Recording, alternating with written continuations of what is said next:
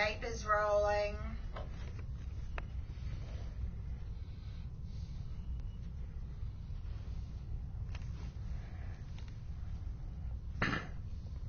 "45 seconds.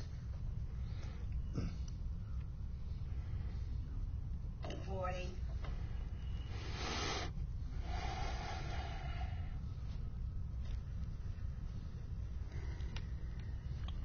30 seconds. Getting ready to go to black. It will be 20 seconds when we go to black. 20 seconds.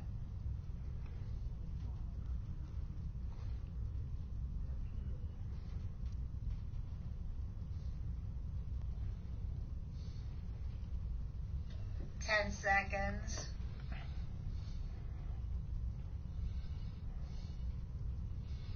3 seconds. Credits.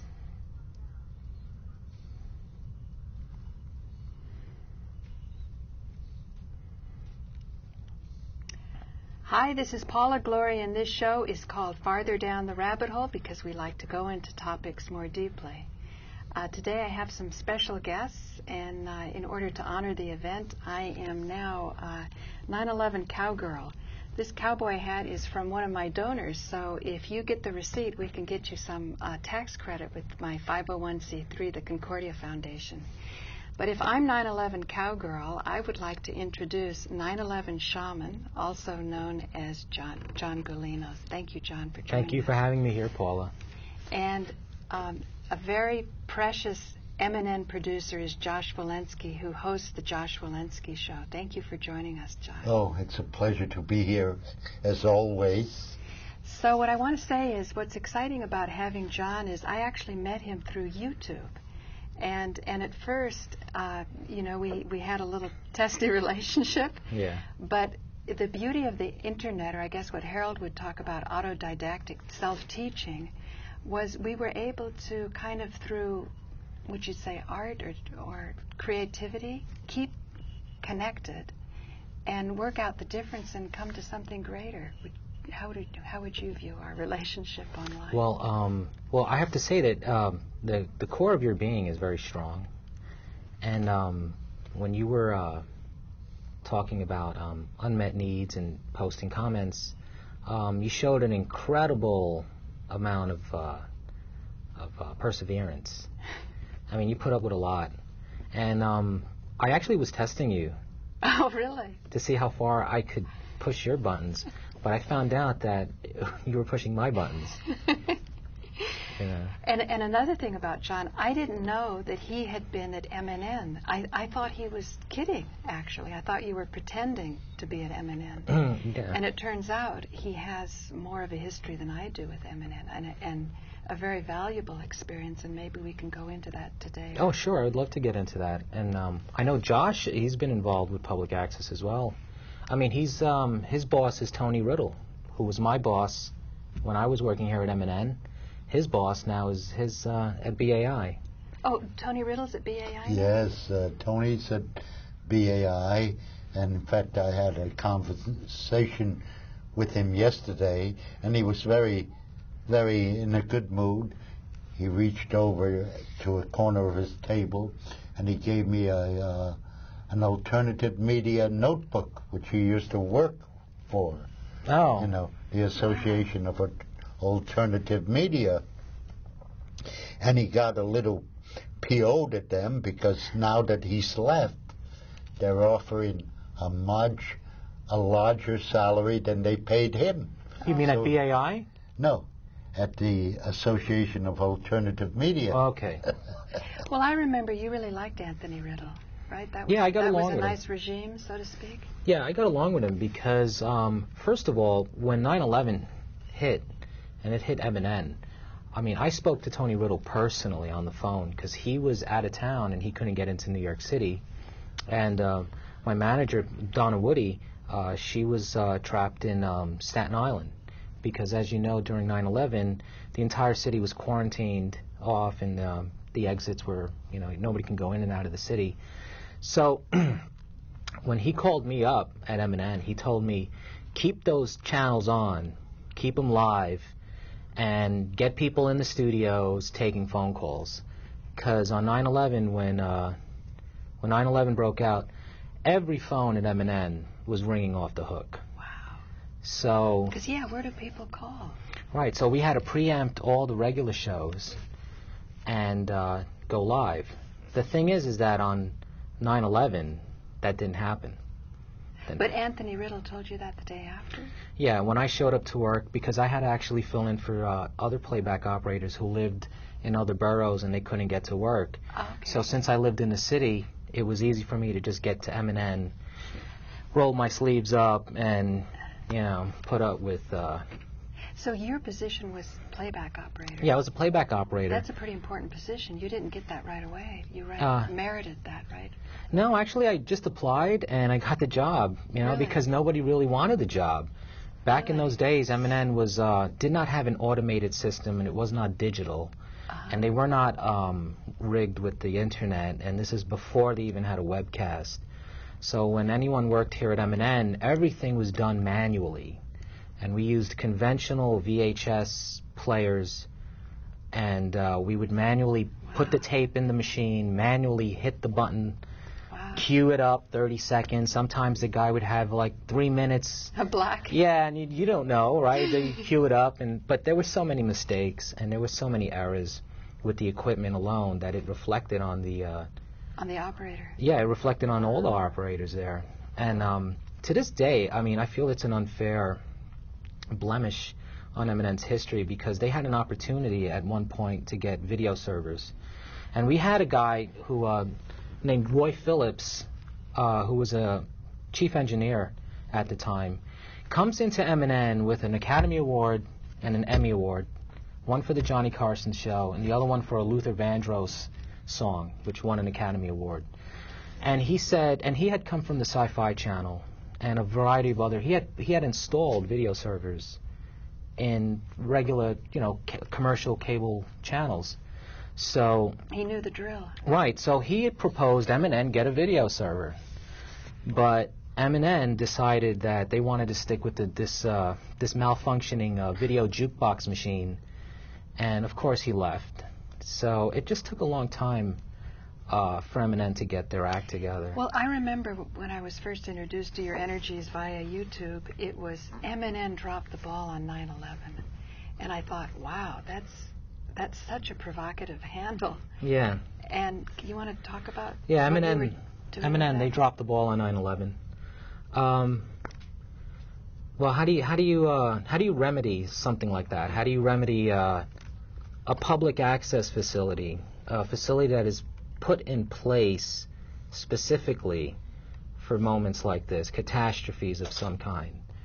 And you had the reverse effect when 9/11. It was let's just get the hell out of here sort of attitude. So in my experience that day working here at MNN, I mean, we had people coming in off the streets who were distraught. There was white soot all over the streets. We had the police department was right across the street as well here. They're not here anymore, the sheriff's department. And we had emergency personnel up the block at St. Luke's Roosevelt Hospital. You're figuring pandemonium breaking out. So MNN was sort of like a safe house. It literally was this safe house. I mean, we were letting people in who were afraid. So we had people here, and we had 4 channels live, and each channel had a producer taking phone calls and just speaking and communicating with people out there. And That's beautiful. That's not dropping the ball. Right, but what was happening was, well, this is the day after. But the day on after. the day that wasn't available. Right, the day that 9/11 hit, MNN blacked out their channels. Who blacked them out? Who made that decision? The managers who were there made those decisions. Who were the managers? You don't want to say? I don't want to name their names, but they know who they are, because I wrote an incident report for each channel that they told me to pull that day. What does it mean to pull a channel? To pull the channel is to literally, if you had a live show on and you got people calling in and you decide to cut them off, is to cut them off, is to cut the channel off and to put on that slate. That's what they wanted. That's what they ended up doing on 9/11. So the next day I come to work, and I've had managers telling me to everybody wanted to go home and telling me to pull the channels, and I refused to. So what I ended up... You just sort of felt a connection with your divinity within, telling you something more important, like the Nuremberg trials. The whole idea is sometimes you don't listen to the orders of your superiors. Was it like that? Yeah, I had a moral obligation to do my part. I mean, it's one of the biggest historical moments since the atomic bomb was dropped on Hiroshima. So you would think maybe a public access facility, everybody would sort of, kind of band together and implement what public access television is put in place for. And when you have this reverse effect occurring, well, then you have people dropping the ball. You got people dropping the ball on 9/11. Yeah, so that's why you took that. Yeah, so I had managers here at MNN telling me, cut the fucking channels off, cut it off, and making petty excuses, and they were bothering me. I was there for about 12 hours, top of the hour, bottom of the hour. I had these thugs coming up to me telling me to pull the channels. So, so it's and then you made an incident report to the police? No, incident report to Tony Riddle, and telling them, he's telling me keep these channels running, So I've got these other managers who don't work in my department, who have really no say, no decision making. But they're just lazy? I don't know what they were. They were like thugs, more like anything. Because back in those days, MNN was, as I was saying, was a rather renegade environment. There were no surveillance cameras. You mean people that just sort of come in and pretend to be the responsible people? Yes. They just sort of like to throw their weight around? Exactly. They would just come in, take up space. They would sleep upstairs, So it's important to stand up against that kind of entropic energy, isn't it? That's probably what Anthony Riddle was, Yeah, so when he called me up and he said that, I'm like, of course I'll keep the channels open. It was, it's what kind of world is MNN living in? Yeah. If their idea is to just to see no evil, hear no evil, speak no evil, because the guy wants to go home. Yeah. It's like, okay, you go home and we'll keep the channels on, and we'll take care of it. We'll take care of our society. In that respect. Unfortunately, I wasn't active with MNN in those years, but now as you're speaking, I can visualize what public access should have done and could have done, because the minute that happened, a couple of things went in my head, even as I was watching the holograms or cartoons or whatever the hell they were on the screen. I said to myself, look, we have a president that's superficial and simplistic, and the first thing he's going to do is be vindictive. And the first thing he's going to do is attack an innocent civilian population and attack them with the might and power of the United States. And sure enough, along came shock and awe. And that was, even though I was busy at City College, that was easy to figure out. And if MNN had been doing its job, that's one of the things it should have kept on pounding in people's head. Do not attack and blame innocent civilians for something they had nothing to do with. So what you're saying, exactly. So what you guys are saying is that MNN could have been a valuable tool to have people get over the shock and the horror, so they would make reasonable decisions or see more clearly and not react out of terror. Yeah. Not be terrified, basically. That would be the best anti-terrorist device, wouldn't it? Well, when I was in Master Control, I had to lock the doors, and I had people banging on the door of Master Control saying, cut the channels off! Cut it off! Cut the fucking channels off! Why would they say that? I don't know. I'm just trying to figure out why MNN hires these assholes to begin with. This is the kind of mentality that to this day bugs me about this place, and I feel strongly that for all the years that this company has screwed over people, I would love to see a class action suit brought against this company. Well, I don't even know exactly what this company is. Manhattan Neighborhood Network. It's hard to figure out. I guess it's got a board. There should be a class action suit brought against them. But there's so many good people in it, though, too. Yeah, we should all get together and send a message to the board of directors and Time Warner and tell them what a screw-up they did with this company. Because of that or other things? Other things, man. They used to people would come in here and steal cameras, $10,000 cameras, and walk right out the door. You know, you have an opportunity to come here and rent free cameras, right? They give you this stuff, and there was a lot of fraud. There's so much fraud that goes on with this company. I wouldn't be surprised if someday there'll be like a RICO lawsuit filed against this company. Someone said RICO is a very difficult thing to enforce. I've been learning a lot from Carl Pearson, and his wife has been telling me about life in the antitrust world, and it's tough. But I do think that there's no power greater than a united people. And I think that the diversity of Manhattan, that's why I love the stories Josh tells about LaGuardia and, the older Smoking pot with LaGuardia? He was just in diapers then, weren't you? You were just a little kid. Well, there was a very common story at that time that LaGuardia was a judge, a surrogate judge, and someone was brought into his courtroom for shoplifting food. So instead of penalizing that person, he looked at the entire courtroom and he said, I'm going to fine the entire everyone in the courtroom $1 for living in a society where somebody has to steal food to survive. Right. Well, I never was able to find out if that was true. Right. But that's the kind of stories. But the point is, he fostered the ethnic diversity. I think he himself could speak both Yiddish and Italian. He was half Jewish. Yeah, and half Italian. Yeah. Right. So right there, he had an appreciation. While his partner Moses was Robert Moses. Yeah. Sort of tearing up the neighborhoods and gave. Yeah. What do you think about Robert Moses? Well, Robert Moses was, what did they call him, the master builder? He did do some awesome building, but like many of these people, he was demagogic and tyrannical. Yeah, I mean, there's so much about Robert Moses, about his gentrification of New York City.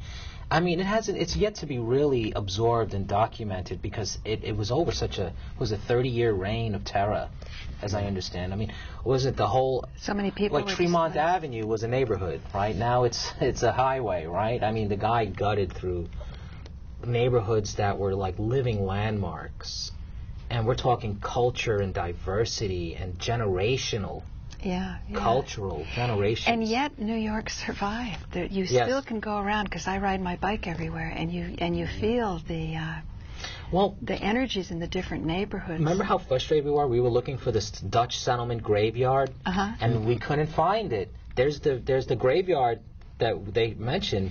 But the graveyard that I knew was in the backyard of a couple of the tenements, which are no longer there. So what happened to the graveyard?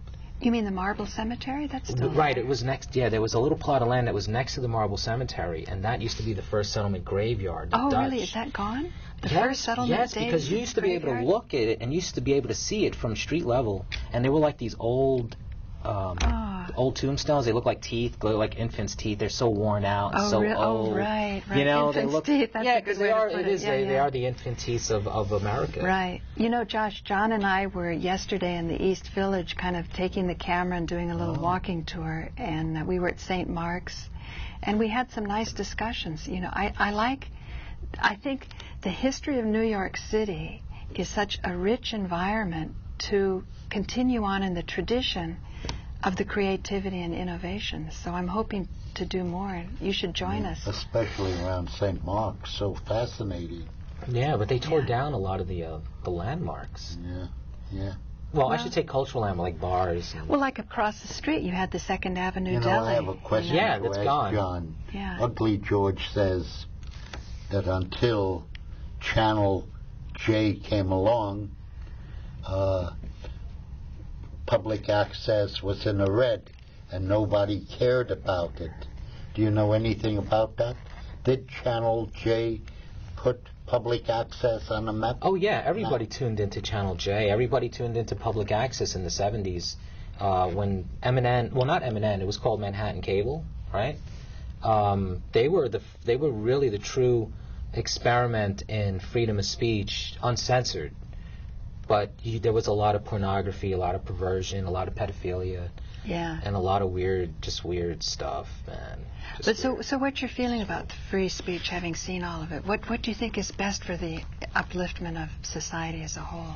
Well, if you notice, I mean, everything's controlled now, right? I mean, you turn on cable, for example, if you have digital cable, you're not going to see anything shocking. Yeah, you said it used to be gritty. Yeah. But then it was too gritty, because at St. Mark's he was describing a man who killed his iguana on Sick and Wrong was the show. Yeah. And that's, so how do they just sort of self-regulate themselves? Or my idea at what John's referring to, Marshall Rosenberg's nonviolent communication. Josh, I was taking my really nasty comments off YouTube because my sister said, Paula, I can't do show with you anymore because the comments are so awful that any of my clients, because she's a wardrobe consultant, will see me come up in the search engines, and then they'll see these horrible comments. So I realized I had to do something. Now, YouTube has more traffic than my website, so I took the nasty comments off YouTube and put them on a certain area of my website, kind of like a hospital for the unmet needs. I call it the unmet needs department. And actually, your comment triggered it off because it was so intense. Well, it's not a fault. No, it's not a fault. It turned out it had repercussions that I didn't expect that were really good. First of all, people became more careful on YouTube because if they wanted a lot of attention, they couldn't be that abusive. Sometimes I would take a little bit of abuse if it had something worthwhile for me to look at. Sometimes a person really needs to express themselves strongly because they have a point that nobody's listening to. So I try not to be too strict on it. But at the same time, sometimes it's just a free-for-all for abuse, and then you figure you need to take care of that somewhere else. Yeah, well, that happens with my video, that one I always tell you about, where I keep getting death threats and stuff. I mean, it is having an effect on me. Oh, really? Eventually, the words... It's an important video. Yeah, but the words eventually, the they comments... They do get to you. Yeah, I'm taking my own medicine in that respect, and I know what it's like, and I can empathize and say, it's just weird. But a lot of times they just need knowledge. What he's referring to is he did a video of a jumper. He had an awful mask, and he pretended to be somebody that survived jumping the World Trade Center. The 90th floor. And it appears to be in bad taste, but when you really look at it carefully, to me what it means is, why aren't we asking intelligent questions because we were so hypnotized by a lot of misleading images during 9/11? We need to flush ourselves of those misleading images and start to find out what was really going on, so that we don't either have more of this in our country or perpetuate this type of human destruction overseas. So either way, I think it takes a lot of artistic courage to keep something so shocking out there and to stand behind it. But I think if we work together, I think we can do that. We can stand by it. I mean, artists also need kind of a battery of scholars and people who are politically savvy to say, we need to go in a constructive direction. Like Carl Pearson's ballot initiative originally had the Office of Attorney General, which the purpose of it was to litigate for the rights of people, to make sure there's not election fraud, to make sure there's not abuse of refunds of rebates, and not just the district attorney that's only prosecuting for your duties. And so 9/11 becomes very useful as a crime against the people. But you could go beyond just punishing or being angry or being upset. You could actually put in place an Office of Attorney General. And that's something that your work could help to do, to say, here you're having so much energy, people are thinking that you're making fun of the jumpers, and that's not what you're doing. But then they're not ready yet because they're probably still in shock. They haven't processed it. So you have to forgive them. And keep in connection. But that's fascinating that you mentioned that about bringing art to a level that confronts people, where people are confronting with themselves. Yeah. And I wasn't expecting that kind of reaction, but I was learning that from you. Right. and what you were doing at Ground Zero. So I was really gravitating toward this kind of confrontational theater, Yeah. which I found or agitation. Yeah. Some kind of theater of agitation. I did bring out some of my old. Okay, we've got 4 minutes left. I brought out some of my older shows done in April, and I can see that confrontational aspect. And I think sometimes you need the confrontational energy to define the problem, and then take people with different strategies, different perspectives, to come together, and the unity will be more meaningful. Yeah, we need more rights too for artists, creative artists, writers. Yeah. Right. Yeah, because people get ripped off. So speaking of that, let's end the show, the last few minutes, you talking about Gangs of New York. Gangs of New York, yeah. I wrote the original first draft proposal idea for that film, and I wrote that screenplay in Hunter College. I spent a year on it at Hunter College. And also, having grown up in the projects, Josh, he really studied gangs, and that's why it was so... Yeah, it was a personal had such story. Substance. Yeah, it's really a personal story. It's about my friend Kip Ebanks and me living in a housing project. And it's really based off him. But that film, Martin Scorsese is a rip-off artist. That guy's a little gangster. I mean, he's making movies. He's got his writing teams going into colleges like Hunter College and NYU, and probably out in Hollywood somewhere, and they farm people's ideas. They farm your movie ideas, and they rip you off. But I was lucky. I was able to put the screenplay at the Writers Guild. I registered with the Writers Guild before the film even came out. Yeah. So we're going back. This is like 1997, 1998. Well, according to Luann Pearson, Carl's wife, she was talking about 9/11 stuff, because we want to get the real ballot initiative going that has the Office of Attorney General. And all of a sudden, out of the blue, she starts weeping. And it was because of all of the cases that her husband has helped people, sometimes successfully and sometimes not successfully, who've had their ideas taken away. Mm-hmm. So it's a rocky path, but it definitely...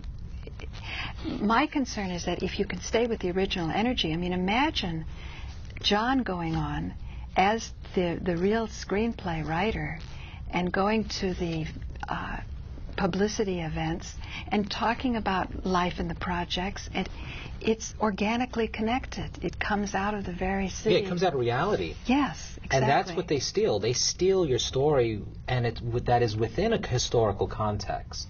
Right, you can write a billion stories about the Civil War, right? Like Gone with the Wind, Red Badge of Courage. You know, you could go through all of that, but it's the story itself, and that's what they stole. Right. And I want to do a lawsuit against Martin Scorsese and the screenwriters. Well, not Scorsese, but I'd like to bring that up. Great. I'd like to bring that up. Well, I would love both of you somewhere along the line. We don't really have time today, but you're both very creative on creating your own media when the media fails us. Like, for instance, we all now know that Google now gives everyone only 10 minutes to put up their shows. I know, we have a lot to go on. So but both of you are creative in doing more to get your shows on. Yes. So thank you both for joining me. Thank you, Josh, Thank you. and thank you, John. And I hope to do more shows with you and to keep working with all these creative I intend people. to. Great, thanks. You're welcome. And thank you for joining me farther down the rabbit hole. My name is Paula Gloria, and this has been an episode considering alternative media and creativity. Thanks a lot. We'll definitely do it again. Maybe we can rack up the tapes and even do another show right now. Mm-hmm. Are you up for it? Sure. Well, Okay. So that's great. they go by quick, too.